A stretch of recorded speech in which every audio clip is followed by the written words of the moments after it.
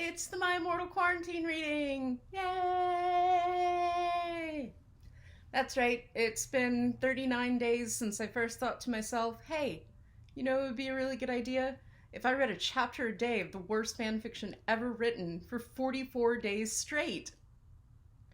But here we are, and it's chapter 39, which is super exciting, because this is the mysterious hacked chapter. So what happened is somebody claiming to be a hacker got into the account and posted an entire chapter of their own work for My Immortal, and then proceeded to go into the documents folder where Tara Gillespie had her own chapter already written, and they posted that as well. So, chapter 39 technically consists of two different pieces of work, so I've got two very special guests reading these pieces. First, we have the return of the mock star herself, two-time Andy Kaufman Award finalist, Killy Dwyer, is back. And we have a newcomer, Debby Bell, who is going to read Tara Gillespie's portion of the chapter. And it's a lot to handle, so I'm just going to let them take it away. I'm really excited about this. Yay! Chapter 39. I'm a trolling genius, lols. Disclaimer, I do not own the HP series, and I'm not the real XXX Bloody Wrist 666 XXX. And I am an extremely immature, pathetic idiot girl, I know.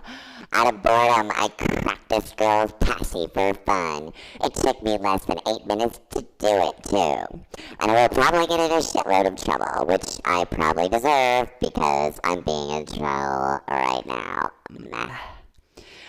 And I present to you my crappy part in this story. And take note, I haven't even finished reading this fic yet, but instead, skip over to skim chapter 38, flame, laugh, do whatever you want, preps. I, the American retail-wearing British vampire Sue, coughed up blood. Satan kneeled down beside me. No, don't die. I gave him a rueful smile. I'm sorry. It's something I had to do to fulfill my duty as the noble Gothic Mary Sue. Satan sobbed. I love you, Ebony. I love you too. I'll see you in hell, I mumbled, already finding my surroundings fading to black. Bloody Mary Smith suddenly popped into the room for no apparent reason. She frowned when she realized the room was oddly quiet, but at the sight of Ebony's lifeless body, she screamed. Her face became pale with horror. She screamed for her healers, Dumbledore, McGoogle, and every single Gothic person she could think of. Suddenly, a glow started to surround the body of Ebony. Everybody stared in shock. Her body started to lift ever so slowly, and then, to everyone's shock, it started to incinerate.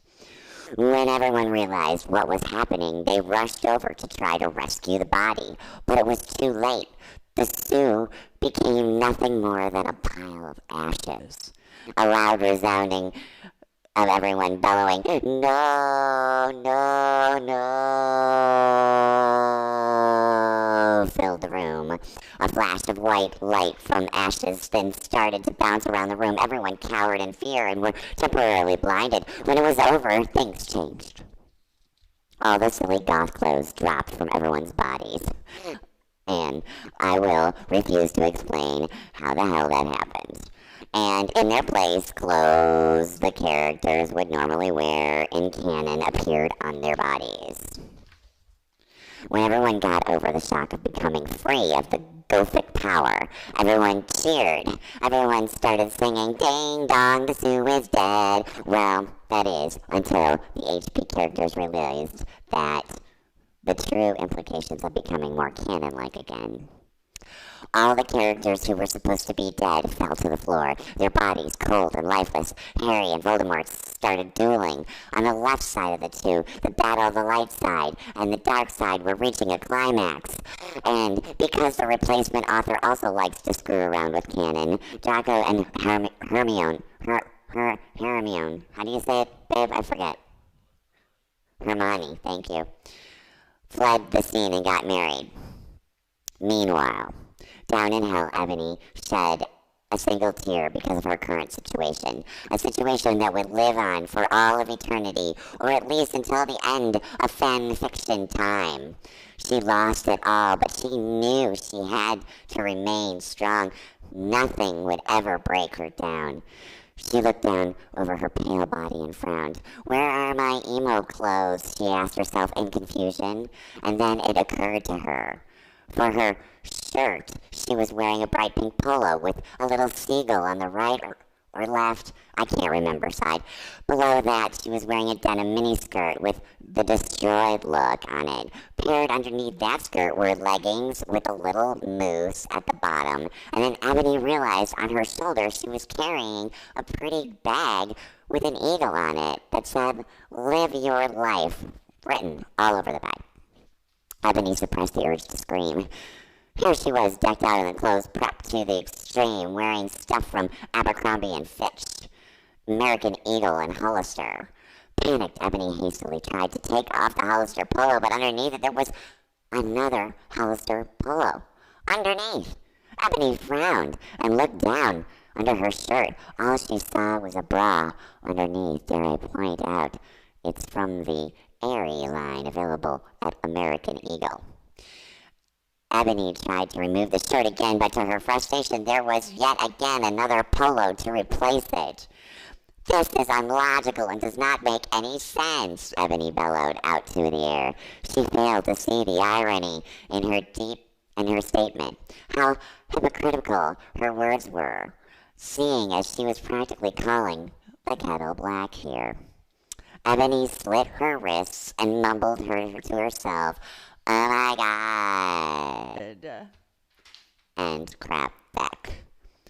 And, oh yeah, if you see the original content this chick has planned for this chapter, I accessed it through the document manager thingy, which I copied and I pasted, so you can read it here. STFU preps, get a lift! Exclamation point 111111. All caps, you suck! Exclamation point 11. Oh, and from now on, I'll be in vocation in England until August, so I won't be able to update for a while, walls. Thanks to everyone who revoiwed, expect the preps who flamed. All caps, fuck you! Exclamation point 1. MCR rulers! 666! Exclamation point 111. Okay, now the good stuff. I woke up in Norris's office on a special gothic coffin. Hairgrid was in the bed opposite me in a coma, 'cause Vampire and Draco had bet him up. Mr. Norris was cleaning the room. "Oh, me Satan, what happened?" I screamed. Suddenly, Voldemort came.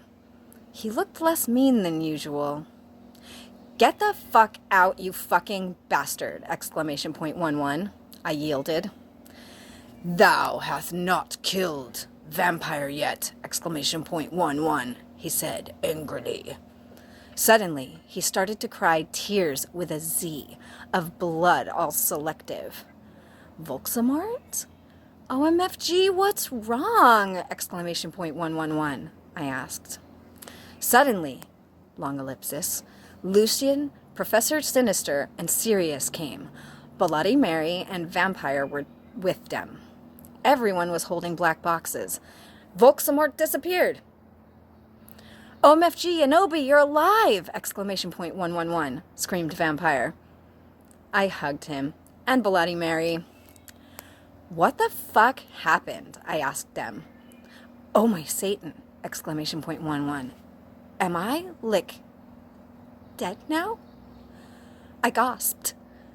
"Anobi, you were almost shot!" Exclamation point 11, said Sirius. "But the ballet could not kill you, since you were from another time." "But fangs anyway!" Exclamation point 1, said Lucian, holding out his arm. I gasped. He had 2 arms! "OMG, I can't believe Vampire's dad shot you!" Exclamation point 1. I gasped. "Well, to be honest, Snap was possessed by Snap back then," said James. "Yeah, he was a spy," Sirius said sadly. "He was really a death dealer." And he was such a fucking poser too, exclamation point one, said Lucien. He didn't even really know who GC were until I told him. Well, anyway, everyone started to give me presents. I was opening a black box with red 666s. There was a DVD of Corpse Bride in it. On it, when I gasped, Mr. Norris looked up angrily because he hated with an 8, goths with a Z. Hey, has anyone fucking seen Draco? I asked gothically. No, Draco told me he would be watching Hose of Wax, said Professor Trevelry. He doesn't know that you're better. Anyway, the Norse said you could get up. Come on! Exclamation point one. I got up, suicidally. Lucien, Sirius, and Professor Sinister left. I was wearing a black leather nightgown. Under that, I had on a sexy black leather bra, trimmed with black lace, with a matching thong that said Gothic Girl on the butt. Thongs don't have butts. Where would you print that? Okay. And sexy fishnets with a Z. Kind hooked onto my thong. If you don't get the idea, message me. I'll tell you. I put on a block fishnet top under a block MCR t-shirt, a block leather mini with block lace, and Congress shoes. I left the hospital's wings with Bloody Mary, Willow, and Vampire. OMFG, let's celebrate! Exclamation point 11, gasped Willow. We can go see Hose of Wax with Draco! Exclamation point 1, giggled Vampire. Let's go listen to GC and cut ourselves, 666, exclamation point 11, said Hermione. We opened the conman room. We opened the conman room door sexily. And then, long ellipsis. I gasped. Even longer ellipsis. Draco was there, doing it with Snap! Exclamation point 1111. So many ones, I can't even count them. He was wearing a black t-shirt with 666 on the front and baggy jeans. You fucking prep! Exclamation point 11. We all yielded angrily. Yeah, you betrayed us! Exclamation point 111. Shooted Vampire angrily as he took out his black gun. No, you don't understand! Exclamation point 11. Screamed Draco sadly as he took his thingy out of Snake's. No shit, you fucking suck, you preppy bastard! Exclamation point 111, said Willow, trying to attack him. You rock, girl! Exclamation point 1. I ran suicidally to my room. I sexily took a stake out. Anobi, no! Exclamation point 111111, screamed Draco. But it was too late. With an 8. I had slit my wrists with it. Suddenly, everything went black again. Sincerely, an Anon author who will silently not reveal her identity because she's a coward. AKA just a troll with rocks for brains. Yes, thank you, Debbie and Killy. Killy and Debbie, you were both wonderful, and that was just exactly what I wanted this chapter to be. So I'm very excited. Thank you guys so much. And thank you to anybody who's watching. I don't want to keep you too long. I know that was a very long chapter, so I'm just going to sign off with, if you're feeling creative, don't let being good hold you back. Don't be afraid to make bad art. I love bad art. Bye.